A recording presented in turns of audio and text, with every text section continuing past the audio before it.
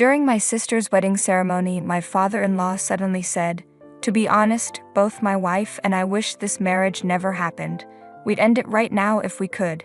He looked at me and my sister with a sneer and added, "You're beneath us." My sister, who was in her wedding dress, started to cry. As her older brother, I stood up to defend her and her husband against our father-in-law's attempt to ruin the wedding. The crowd, which had been buzzing with whispers, went silent and then burst into applause. My name is Robert Smith. I'm 30 years old and single. I currently run a small family-owned lunch shop. When I was in college, my parents died in a car accident, so I decided to drop out and take over the family business. I moved back home to live with my sister Emily, who is 6 years younger than me, while I ran the lunch shop. I wanted to become a public servant in the future, but I needed to focus on supporting myself and my sister. Fortunately, my parents left detailed notebooks about the lunch business, including ingredient quantities, recipes, and cost calculations.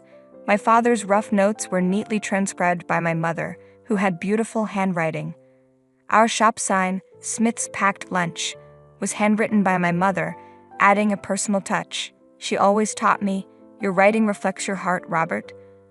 Let's make sure you write beautifully." Even though we live in a digital age, I've always cherished handwritten letters. Emily, influenced by me, also had beautiful handwriting. The small 5-square-meter shop and the handwritten recipes are precious assets left by my parents. With the help of loyal part-time workers, I learned how to make the packed lunches. I even earned a culinary license while working. Emily often helped me, which was a great relief. When I was 24 and Emily was 18, she said, "Robert, after I graduate, I'll help you with the shop."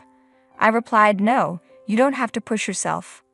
I'll manage somehow. You should do what you want, Emily." Emily responded, "If I can choose, making packed lunches is what I want to do right now." After graduating from high school, Emily immediately started helping with the family business, for which I was truly grateful. With her help, I began developing original menus. I analyzed what was selling well, refined each packed lunch, reduced the number of items, and focused on a lineup of key products. "Robert, the fried chicken is selling like crazy recently. I modified Dad and Mom's recipe. It's a garlic and ginger sauce flavor that appeals to local tastes. Our spiced chicken curry is also doing pretty well. I hope it continues to do well. Should we increase how much we make?" Emily suggested. As she had predicted, the fried chicken became a hit, spreading quickly by word of mouth. Some regular customers even started ordering the fried chicken curry, which wasn't on the menu, and it eventually became a staple. My father often said, "Our customers are helping our shop grow." Although busy times could be hectic, seeing the part-time workers and Emily working hard along with the happy faces of our customers naturally eased my fatigue after work. As the second-generation owner, I began to believe that Smith's Packed Lunch had the potential for growth and that there was much more we could achieve. "Welcome." Emily's cheerful voice echoed through the store. "Oh, that man is here again. He's a recent regular customer. He's been coming in with the determination to try every item on the menu. You're just one fried chicken box and a special fried chicken curry away from completing the menu." "Quite impressive," Emily said. "I like to save the best for last. Thank you for always making such delicious lunches," the customer replied. Having regular customers is a blessing. On rainy days, sales typically drop, but this customer would even come during storms. "Robert, I have something to tell you," Emily said. "When I was 16, I started helping with the family business right after high school. John's father told Emily, 'I'm looking for someone more suitable for John. I could introduce him to someone else. You might have had a tough life, but you are not suitable for my son. He's our precious eldest son. Please leave.'" Despite John's efforts to defend Emily, his father wouldn't listen. Emily came home feeling sad, embarrassed, and disappointed. "Not suitable, huh? I can't believe some parents still think like that in this day and age.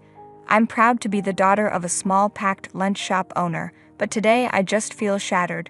The talk about status and everything made me cry. How can they judge you based on what little they hear?" Emily said, tears in her eyes. "John says he won't give up even if his father opposes. He wants to proceed with the wedding plans. We might end up eloping, you know. It sounds like a reverse Romeo and Juliet. It could be a tragic story." I told John not to push himself, but he said he couldn't imagine his life without me. He was serious enough to say he'd cut ties with his parents if that's what it took for us to be together.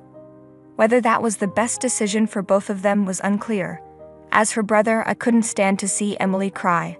If anything bothers you, no matter how small, talk to me, I told her. Thanks, Robert. It must have been the first time Emily had ever been looked down upon, so it hurt her deeply. Tears welled up in her eyes again. John was very serious about marrying Emily. At home, Emily was writing wedding invitations by hand. She was steadily preparing for the wedding. It's their life after all, I thought, feeling like there was no room for me to intervene. Meanwhile, I was working on promoting the shop using a website and social media, even though I wasn't very familiar with computers and phones.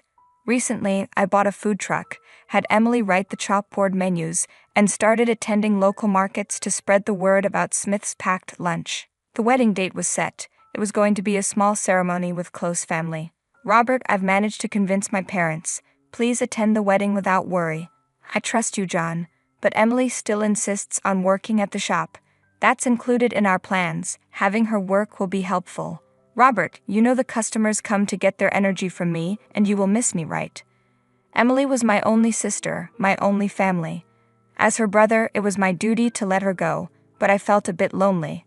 Her promise to continue helping with the shop was my only solace. The wedding day arrived. Seeing Emily, who usually wore a cotton bandana, apron, and jeans, now with her hair beautifully done and wearing a wedding dress, I was amazed at how stunning she looked. Thinking about all the struggles we went through, I couldn't help but shed tears at her radiant appearance. Robert, why are you crying? It's too early for that. We're just getting started. Oh, it's just dust in my eye. Ouch. I should take some pictures. I took out my rarely used DSLR camera and captured Emily from various angles. I must have clicked the shutter about 50 times. These photos would be precious memories of our time together. Robert, you're such a kind person. Thank you for everything. Please continue to support me. In truth, those words of gratitude were likely meant for our late parents. Ever since I dropped out of college, I've been a stand-in parent for Emily. I hoped I managed that role well enough. Overwhelmed by Emily's thanks, I turned away and cried. The ceremony proceeded as planned. The bride and groom sat at their seats, looking at us with a mix of shyness and happiness. It was time for the father of the groom's speech. Although John's father had initially opposed the marriage, John assured me he had convinced his father.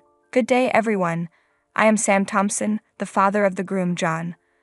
On this auspicious day, I thought as I watched the groom's father, I feel like I've seen that man somewhere before. He seemed accustomed to public speaking and was adept at holding the audience's attention. His speech was written on a long, vertically folded piece of paper, suggesting it would be lengthy. I expected it to be a heartfelt speech that would make the bride and groom happy. As I was saying, I run a food manufacturing company and plan to pass it on to my eldest son, John. He spoke about his company, how he had raised John with care, and his desire for John to inherit the business. This meant Emily's future would be secure. However, as the speech continued, it took a strange turn. I heard the bride's parents passed away early, and she's had a tough life as the daughter of a small packed lunch shop owner. In contrast, John graduated from graduate school and is set to become an elite. This is the very definition of disparity. Is this kind of misfortune acceptable? Frankly, both my wife and I wish this marriage never happened. We want it annulled immediately. The room began to buzz. The groom's father placed the letter on the bride and groom's table, as if to say, "Take this." A wedding speech that proposed breaking off the marriage. This wedding was orchestrated to humiliate us siblings. Emily was in tears, and John got furious at his father's selfishness, and stood up abruptly. I also stood up, seeing this, and signaled John to calm down. I took the father's letter and stepped up to the microphone. "What are you doing, young man? Why did you take my letter?" John's father said. "I'm next in line for the speech, so I took the liberty of coming up," I replied with a smile. The MC hurriedly introduced me. "I am Robert Smith, the bride Emily's brother." "Robert Smith? Who is this youngster?" John's father muttered, trying to recall. He looked at me, searching through his memory. "The groom's parents may oppose this marriage, but I support it. Though I may be just the son of a small packed lunch shop owner, my sister and I have shared many hardships together. We take great pride in the work we inherited from our late parents, and we always will. The room grew even more restless. I continued, "They say handwriting reflects the heart. Looking at this letter written by the groom's father, I see nothing but a regrettable and rude individual. Placing such a poorly written letter on the bride and groom's table is an insult to their special day." "What are you saying, you impertinent fool?" I said. "It's a mismatch," John's father shouted. "Do you know who I am?" "Mr. Thompson," I retorted firmly. "Ah, you're Robert Smith, the owner of Smith's Packed Lunch." Recognition dawned on his face. I usually wore an apron with a headscarf, but he finally matched the name with the person. "Regardless of what you say, even if this marriage seems like a modern-day Romeo and Juliet, I will support and watch over John and Emily as a brother and brother-in-law. Thank you for listening." The previously buzzing room fell silent and then erupted in applause. After the ceremony, John's father hurried over to me. "I didn't realize you were the owner of Smith's Packed Lunch. I sincerely apologize for my rudeness. I'm just the son of a packed lunch shop owner. I understand your point clearly." The father had once visited our shop with his executive, proposing to turn our popular fried chicken into a frozen food product and even expand into a chain of fried chicken specialty stores. It was a pivotal project for their company, and I had been on the verge of signing the contract, impressed by how much they valued my recipe. But after the way he humiliated my sister and me and embarrassed his own son at the wedding. "Your handwriting reveals your character." My mother's words were right. Handwriting reflects the heart. "Mr. Thompson, please consider the proposal null and void. It's impossible to work with you." "That's impossible. We've already finalized the package design and sent it to the printer. We've also contracted and renovated 6 stores. You acted too quickly. I haven't signed the contract. Moreover, this recipe is a treasured family secret, refined by me from my late parents' original. I'm not giving it away. You should look elsewhere. The Smith's Packed Lunch brand carries significant weight. Please reconsider." Suddenly, John interjected and cut into the conversation. "Dad, our relationship ends today as promised. I never expected such a betrayal. I'm cutting ties with you." "John, please reconsider. You're the only heir." John shouted with tears streaming down his face. "Who broke our promise first?" Thus, John ceased to be a son to his father. He took on our family name, becoming John Smith. After the tumultuous wedding, Emily and John moved into an apartment near the packed lunch shop. Emily's previously 0-minute commute turned into a 20-minute bike ride. Despite this, she continued to greet customers with her usual cheerful welcome and worked hard in both customer service and food preparation. Handwritten pop signs are now Emily's specialty. They are an indispensable promotional tool for Smith's Packed Lunch. John supported me on the business side, asking, "Robert, is there anything I can help with?" Cutting ties with his parents did not diminish John's exceptional marketing skills. He later established a digital marketing company. With no hair left, John's parents brought in a new president for their food manufacturing company from outside. However, as a chairman, Mr. Thompson was not good at delegating and quickly drove the new president out. He then took on the title of chairman and president himself, but his notorious reputation caused the company to shrink further. The cost of losing John was steep for Mr. Thompson. With John's help, I focused on product development.